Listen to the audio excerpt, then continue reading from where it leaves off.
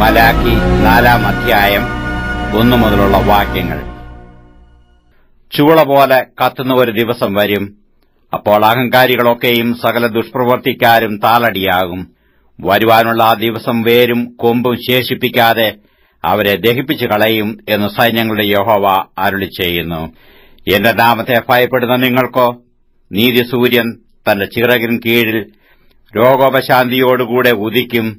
നിങ്ങളും പുറപ്പെട്ടു തൊഴുത്തിൽ നിന്ന് വരുന്ന പശുക്കിടാക്കളെപ്പോലെ തുള്ളിച്ചാടും.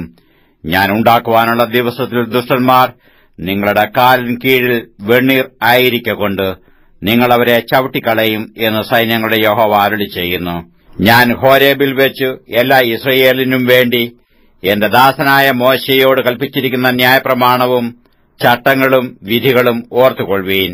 യഹോവയുടെ വലുതും ഭയങ്കരവുമായ നാൾ വരുന്നതിനു മുമ്പ് ഞാൻ നിങ്ങൾക്ക് ഏലിയ പ്രവാചകനെ അയക്കും.